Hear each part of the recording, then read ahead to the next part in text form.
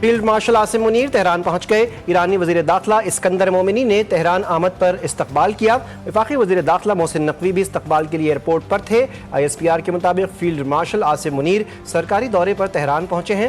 Field marshal Asim Munir اہم اعلیٰ ایرانی شخصیات سے ملاقات کریں گے۔ فیلڈ مارشل ایران امریکہ مذاکرات، خطے میں امن اور دیگر اہم امور پر بات کریں گے۔ وزیر داخلہ محسن نقوی اتوار سے ایران کے دورے پر ہیں۔ اس دوران انہوں نے ایرانی صدر، چیف مذاکرات کار باقر غالیباف، وزیر خارجہ عباس عراقچی، سربراہ پاسداران اور اپنے ہم منصب سے ملاقاتیں کی۔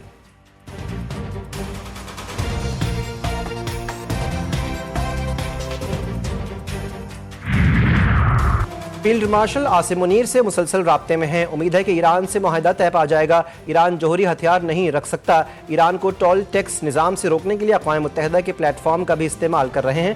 یورینیم افزودگی اور آبنائے ہرمز کے مسئلے کو حل کریں گے۔ سویڈن میں صحافیوں سے گفتگو کرتے ہوئے امریکی وزیر خارجہ مارکو روبیو نے کہا، آبنائے ہرمز کو دوبارہ کھول دیا جائے گا۔ ایران کے ساتھ ڈیل ہماری پہلی ترجیح ہے۔ امریکہ اور ایران کے درمیان بات چیت میں پاکستان ہی ثالث ہے۔ ہم معاہدے پر کام کر رہے ہیں۔ ہمارے پاس پلان بی بھی موجود ہے۔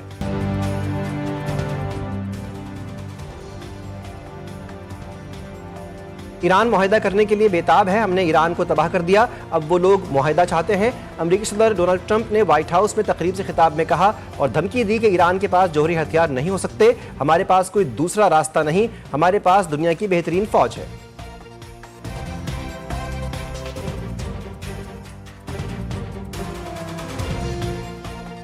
اور اقوام متحدہ کا چارٹر کسی خود مختار ملک پر حملے کا حق نہیں دیتا۔ فروری کے آخر میں ہونے والا امریکی اور صہیونی حملہ واضح جارحیت تھا۔ جرمن صدر کے نام پیغام میں ترجمان ایرانی وزارت خارجہ اسماعیل بقائی نے کہا کہ ایران پر امریکہ اسرائیل حملہ اقوام متحدہ چارٹر کی کھلی خلاف ورزی ہے۔ ایران ضروری جنگ کے امریکی موقف کو مسترد کرتا ہے۔ امریکہ کو منمانے فیصلوں کی بنیاد پر طاقت استعمال کرنے کا اختیار حاصل نہیں۔ اقوام متحدہ کے چارٹر اور عالمی قانون کی پاسداری کرنے والے ممالک خاموش نہ رہیں۔ اسماعیل بقائی کو ایران کے میناب 168 نامی مذاکراتی وفد کا ترجمان مقرر کر دیا گیا۔ ملک کے مختلف شہروں میں گرمی کی شدت، ڈہرکی میں گرمی اور حبس کی شدت میں اضافہ، درجہ حرارت 39 سینٹی گریڈ تک جا پہنچا۔ نجی اسکول کی چوتھی جماعت کا 14 سالہ طالب علم دم توڑ گیا۔ عید الاضحیٰ کی تعطیلات میں گرمی کی شدید لہر کا خطرہ، 25 سے 31 مئی تک ملک بھر میں شدید گرمی پڑے گی، محکمہ موسمیات نے خبردار کر دیا۔ سندھ کے مختلف اضلاع میں درجہ حرارت 47 سے 50 ڈگری رہنے کا امکان۔ پنجاب اور خیبر پختونخوا میں درجہ حرارت 42 سے 45 ڈگری تک جا سکتا ہے۔ محکمہ موسمیات کے مطابق کراچی میں درجہ حرارت 35 سے 38 ڈگری سینٹی گریڈ رہے گا۔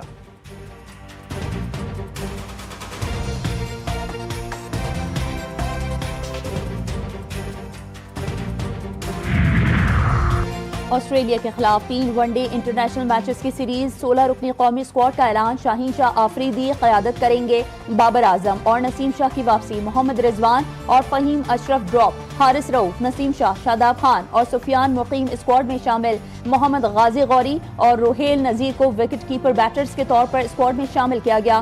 سیریز کا آغاز 30 مئی سے ہوگا۔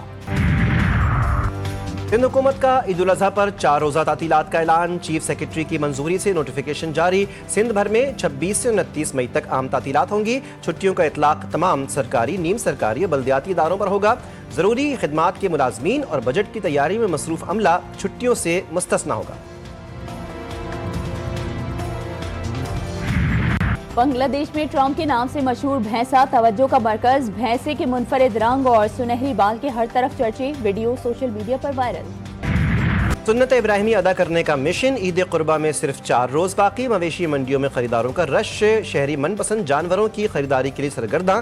اسلام آباد کی منڈی میں سپر سٹار بیل کے چرچے، پشاور میں صحرائی جہازوں کی مانگ میں اضافہ، خوبصورت نقش و نگار، رنگ برنگے ہاروں اور روایتی سجاوٹ کے باعث اونٹ خریداروں کی توجہ کا مرکز۔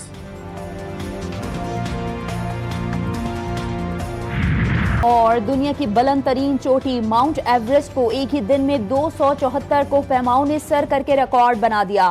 مئی 2019 میں 230 کوہ پیماؤں نے ماؤنٹ ایوریسٹ سر کر کے ریکارڈ بنایا تھا۔